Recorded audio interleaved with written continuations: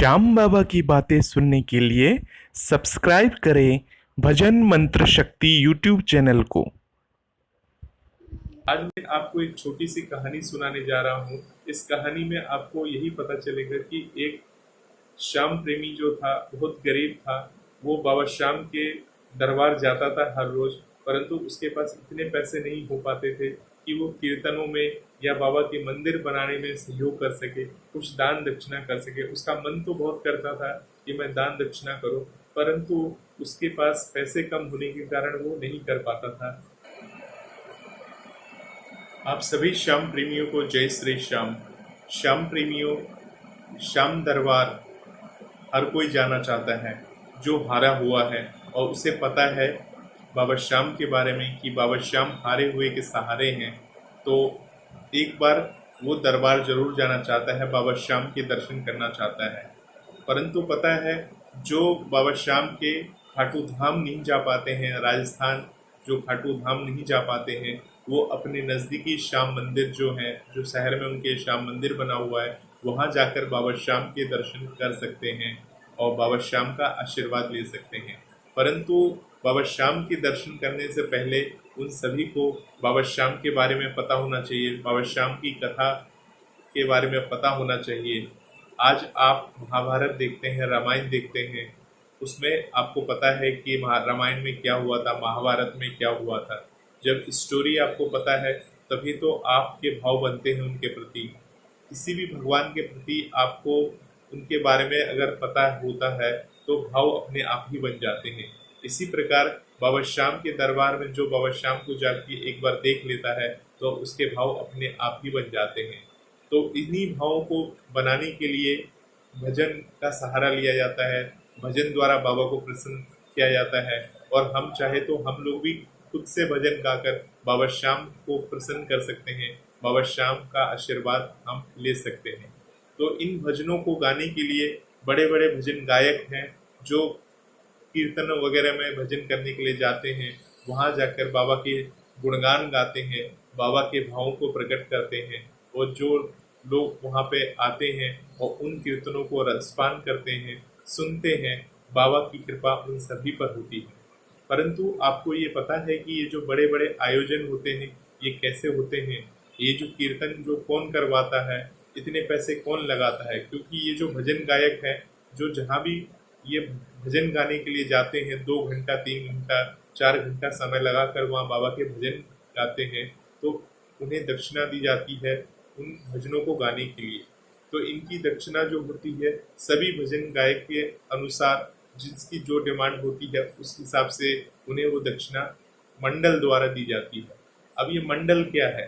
मंडल हम जैसे आप जैसे हैं, आप भी मंडल से जुड़ सकते हो। जैसे कोई कीर्तन का मंडल है या बहुत बड़ा श्याम बाबा का ग्रुप है एक, उस ग्रुप से आप भी जुड़ सकते हो। तो ग्रुप से जुड़ने के लिए आपको ग्रुप की सदस्यता लेनी पड़ती है, यानी उसकी मेंबरशिप लेनी पड़ती है। किसी मंडल से अगर आप जुड़ना चाहते हो तो उसकी पहले आपको सदस्यता लेनी होगी। सदस्यता लेने की अलग अलग फीस होती है, जो कि 5,000, 10,000, 15,000 सब तरह की रेंज में है। जैसी आपकी श्रद्धा हो बाबा के प्रति वैसा आप वहाँ पर दान दे सकते हैं और उस मंडल में जाकर जुड़ सकते हैं। तो इस मंडल से जुड़ने से आपको क्या फायदा होगा? देखिए, कोई फायदे के लिए नहीं जुड़ता है, सिर्फ एक ही आपको फायदा होता है कि जब कीर्तन वगैरह होता है तो बाबा श्याम को आप नज़दीक से दर्शन करते हैं। हालांकि और लोग भी आते हैं, वो भी नज़दीक से दर्शन करते हैं। तो ऐसी बात नहीं है, जब कोई कलाकार को हम बुलाते हैं और वहाँ पे जो मंडल के सदस्य लोग होते हैं वो सबको अलग से एक ड्रेस दी जाती है, एक ही तरह के कपड़े दिए जाते हैं, वो मंडल के थ्रू दिए जाते हैं। चूँकि आपने पैसे दिए हैं तो आपको वो ड्रेस दी जाती है और जब कीर्तन वगैरह का आयोजन होता है तब आपको उसी ड्रेस को पहन के आना होता है कीर्तन में। जो दर्शन व्यवस्था जो होती है वो बनवाने में सहयोग करना पड़ता है, थोड़ा मंडल के लिए काम करना होता है।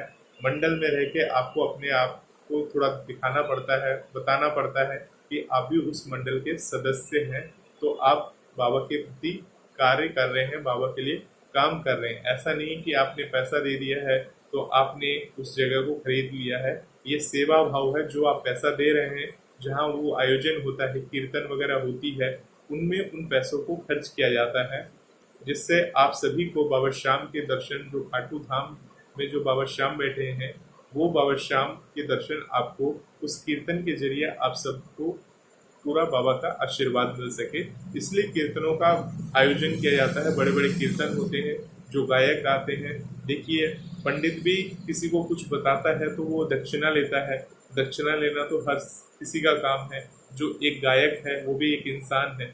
जब वो गाएगा, बाबा श्याम की कृपा उस पर है और वो गायकी कर रहा है और आपको उस भाव में डुबो दे रहा है और आप डूब भी जा रहे हो उस भाव में, तो जाहिर सी बात है उसको दक्षिणा देनी चाहिए, क्योंकि उसने श्याम बाबा की गुणगान गाया है। तो इसमें ऐसी कोई बात नहीं है।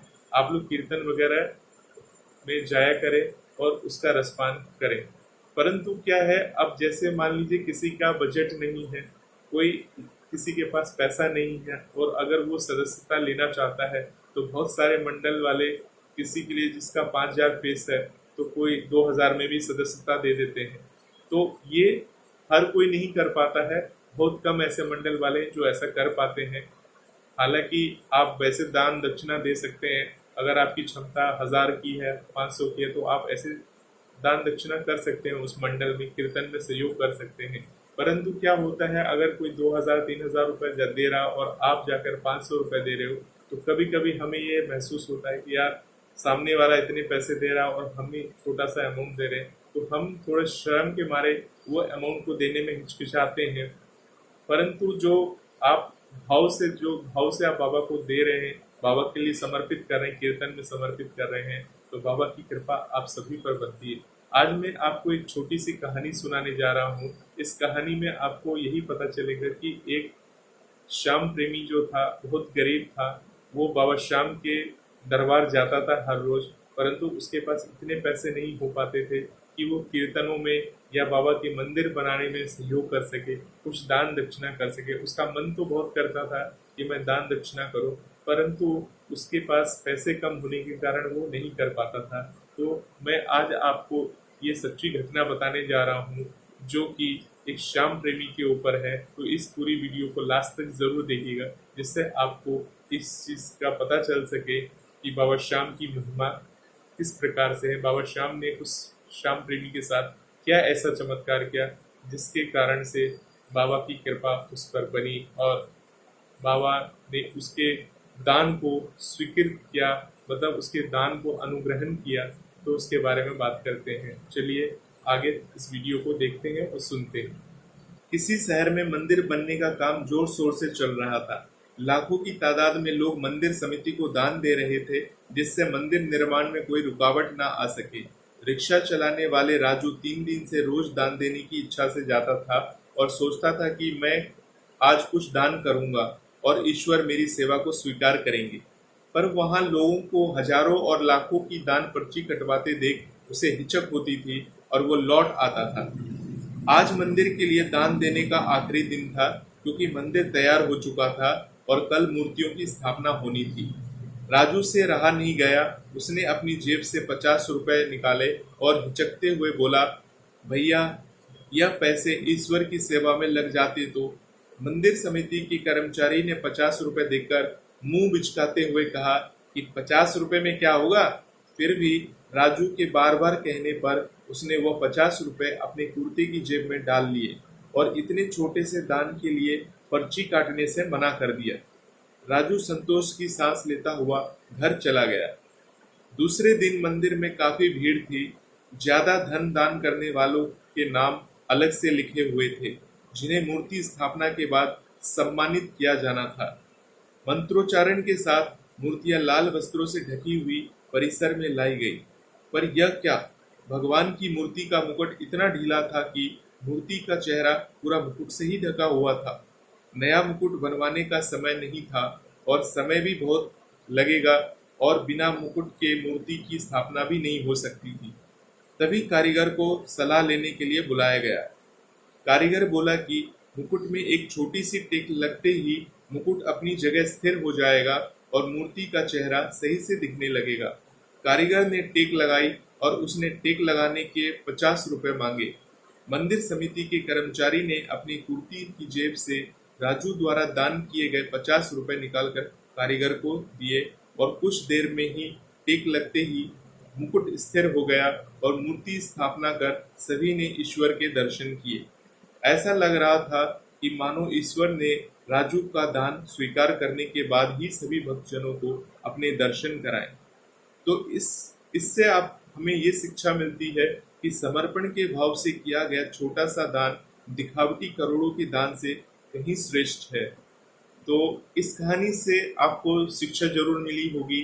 देखिए, छोटे दान करता हो या बड़े दान करता हो, अगर आप भाव से, बाबा के प्रति भाव से 11 रुपए का भी प्रसाद बाबा को चढ़ा देते हो, या अगर आपके पास 11 रुपए भी नहीं है तो भाव रूपी सिर्फ हाथ जोड़ के अपने आंसू को बाबा को समर्पित कर देते हो, तो बाबा आपकी एक आंसू से आपके हो जाते हैं और आप पे ऐसी असीम कृपा करते हैं कि आपको पता भी नहीं चलेगा कि बाबा ने आपका हाथ कब पकड़ लिया, कब आपका दामन थाम लिया। तो इसीलिए कभी भी किसी का या छोटे दानकर्ता का अनादर ना करें, सभी को एक जैसा देखें। आप श्याम प्रेमी हैं, अगर आप कितने भी बाबा श्याम को 10 साल से, 15 साल से, 50 साल से जान रहे हैं और आपको ये लगता है कि बाबा श्याम को आप सबसे अधिक जानते हैं, मेरी बात आप क्यों सुनेंगे? मैं आपको जो बातें बताता हूँ वो आप क्यों सुनेंगे? वो इसलिए सुनेंगे क्योंकि आप ज़्यादा एक्सपीरियंस है, बाबा श्याम को अच्छी तरह से जानते हैं, तो आप मेरी बातें क्यों सुनेंगे? ऐसी बात नहीं है कि बाबा श्याम आपकी सुनेंगे क्योंकि आप ज़्यादा एक्सपीरियंस हो, तो इसका मतलब ये नहीं हुआ कि बाबा श्याम आपके हैं और आपकी ही सुनेंगे। मैं बाबा श्याम को भले मान लीजिए कुछ समय से जानता हूँ, परंतु बाबा श्याम की बातें करता हूँ, जो भी बातें करता हूँ बाबा श्याम की कृपा से करता हूँ और आप सभी को बाबा श्याम के बारे में सारी बातें बताता हूँ। तो इस कहानी को अपनी ज़िंदगी में अमल लाइए और जो भी कीर्तन और आयोजन करता अगर इस वीडियो को देख रहे हैं, अगर आप भी मंडल के सदस्य हैं और मंडल से जुड़े हुए हैं, तो आपको इस कहानी से शिक्षा जरूर मिली होगी। कैसे भी श्याम भक्त हो, श्याम प्रेमी हो, किसी भी श्याम प्रेमी का अनादर होने से बचाइए, किसी का भी अनादर ना करें, क्योंकि जो श्याम भक्त होते हैं और श्याम बाबा के गुणगान करते हैं, उनका अगर कोई अनादर करता है तो श्याम बाबा का अनादर होता है, और जो श्याम बाबा का अनादर करता है तो उसका इस जगत में कोई भी स्थान नहीं है, उसको किसी न किसी कारण से दंड भुगतना ही पड़ता है। तो इन बातों को ध्यान में रखें और बाबा श्याम का आशीर्वाद करने के लिए हमेशा उनका गुणगान करें। इसी के साथ मैं इस वीडियो को विराम देता हूँ। आने वाले वीडियो में आपको नई बातें बताऊंगा। तब तक के लिए आप सभी श्याम प्रेमियों को जय श्री श्याम।